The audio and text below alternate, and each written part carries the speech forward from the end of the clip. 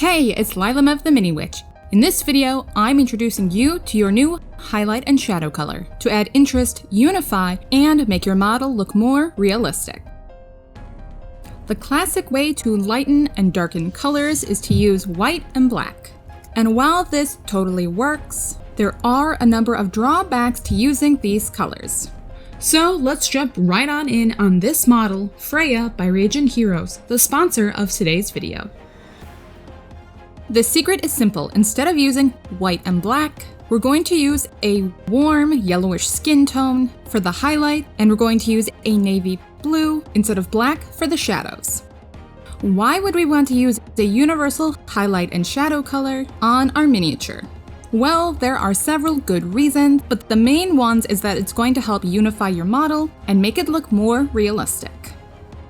Let's quickly skim why we are using this yellowish color for the highlights.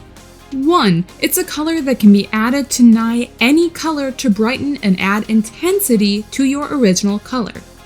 2. This yellow hue is also a realistic highlight color for the world, as it mimics the color of light from the sun. And 3. Warm colors bring elements forward while cooler colors fall backwards. Therefore, this tone helps in making your miniatures look more dimensional. White, while a classic highlight color, desaturates whatever color you are adding it to. So while white does create a highlight, it also makes the colors pastel and muted. And on the other end, why are we using this navy blue? Blue, specifically Payne's Gray, is a very deep navy blue. For this video, I'm using an artist color Payne's Gray, but any dark blue near black will do. I'm using Payne's Gray for several reasons. 1. In general, warm light casts cool shadows. Where does this blue come from? Basically, our blue color is from the sky or atmosphere itself. Imagine it like the sky is its very own diffused light source, illuminating the areas of the model that the sun does not hit. This type of light is called reflective light. But it's easier to just remember that warm highlights cast cool shadows.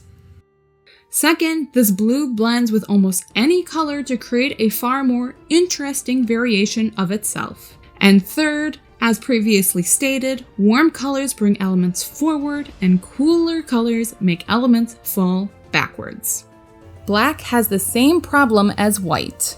Black begins to immediately desaturate your colors, turning them into an almost muted gray, which is obviously pretty boring. Lastly, blue and yellow are complementary colors, which means they are directly across from each other on the color wheel and have the most contrast you can achieve in hue. Color contrast is one of my favorite types of contrast to work with.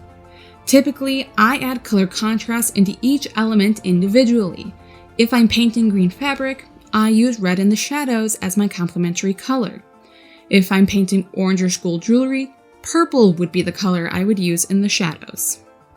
However, by utilizing this universal highlight and shadow color, instead of highlighting and shading with complementary colors, each individual element, we're going to use these complementary colors across the model to help bring it all together.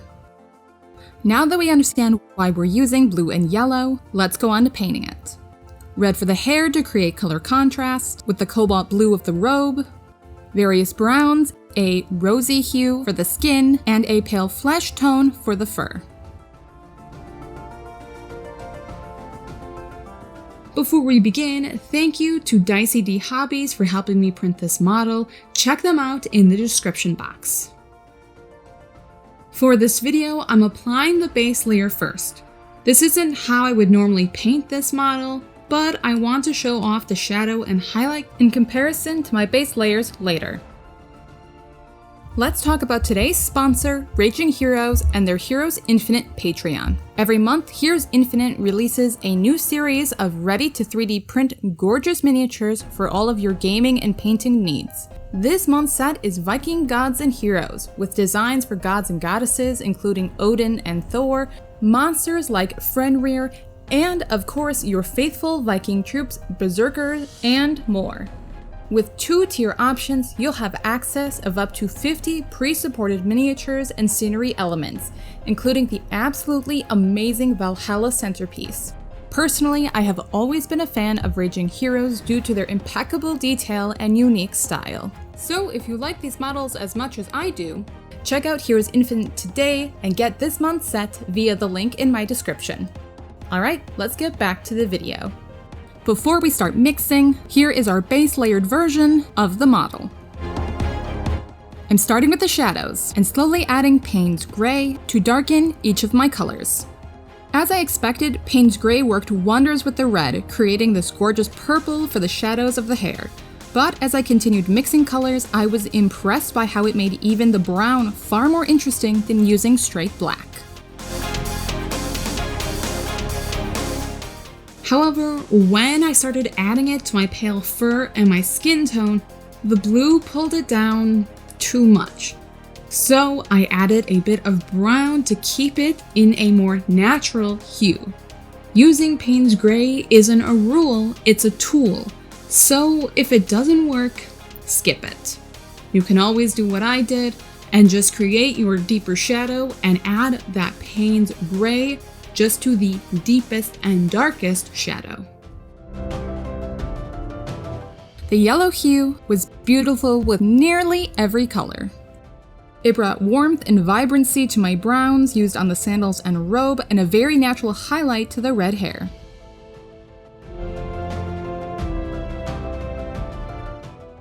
But when I started adding yellow to my blue, it started to feel a little too green for me.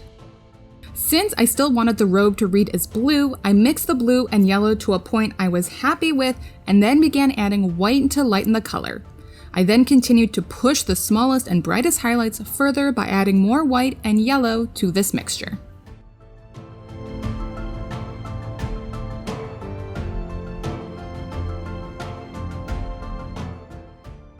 Another difficulty I had using yellow was with my lighter colors. To use yellow to create my highlight with these lighter tones, I also added white to achieve the brilliant highlight I needed. Again, even though yellow is obviously our main highlight color, we still need to have enough contrast in the highlights to make the brighter areas as bright as they should be. Now it's on to lining. I'm going straight in with Payne's Gray and adding in lining to create definition between elements and add in the tiny shadows that otherwise are too small to shade. Areas like the detail of the embroidery of her robe, the straps of her sandals, the wrappings in the staff, and the cuffs of her robe are all areas that can be done better with lining.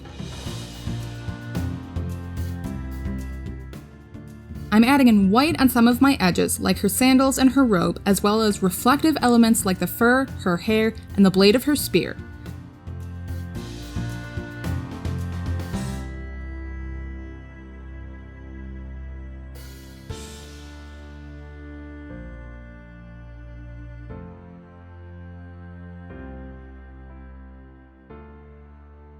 Next, I'm taking the black and I'm deepening any areas that don't appear to have enough contrast. Areas like the shadows of the spear and robe, where the blue color of the objects themselves make the Payne's Gray less effective as a lining color, as well as deepening the recesses like in her sleeves, under her cloak, and the folds of her braid.